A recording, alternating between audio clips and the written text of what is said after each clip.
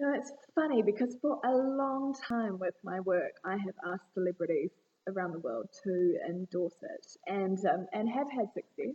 Some fantastic celebrities have got behind it and supported it. And the reason I've done that is because I want people to understand that there's a law that can stop the environmental destruction that is happening all over the world, that is poisoning us, that is making our water undrinkable, and in some cases, due to salinity, forecasted to be 80% undrinkable by the end of the century, making our agriculture land non-arable, barren states unable to grow food. That's the future. Heat waves, fires, floods, killing people, destroying our properties. And the future prediction of our coastal cities and communities sinking. The ocean is dying. Our coral reefs are, dead, half dead, on the way to be dead. And that is, and their death is happening at an escalating rate because of the large numbers of industrial developments that are all being licensed by our governments or financed by our governments and their companies. And when the coral reefs die, the ocean dies because the marine life will die. The sharks die. Without the sharks, we don't have trophic cascades. We don't have it breaks down the entire ecosystem. The ocean becomes a slimy oceanic bog. That's my new favourite expression. And what we have to remember is that means that plankton, which provides 50% of our oxygen, is no longer a viable oxygen supply. So we're all going to be walking around wearing oxygen masks. That's my other new favourite expression.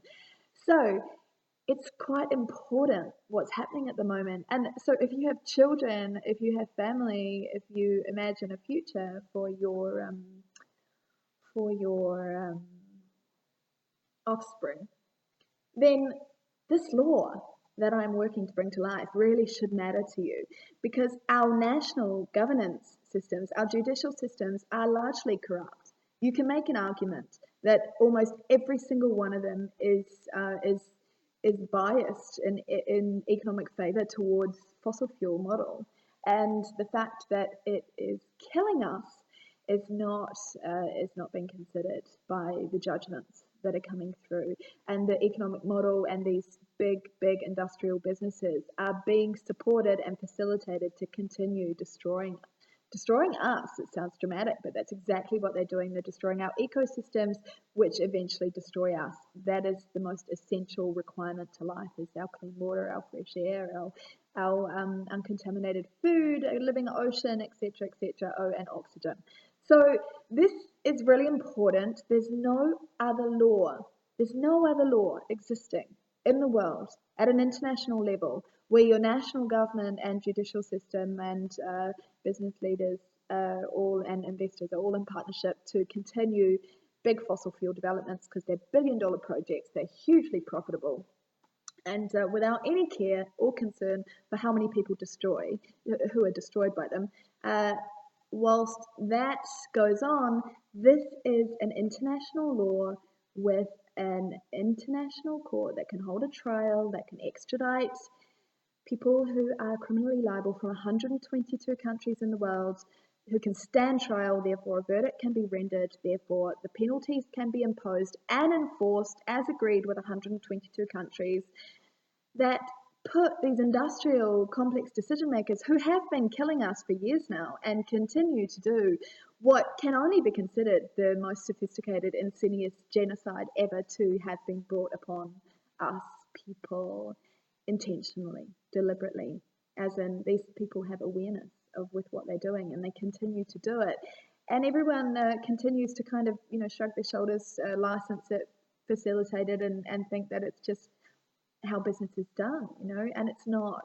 We are an intelligent people. We can know that the destruction that is due to take place is exterminating us.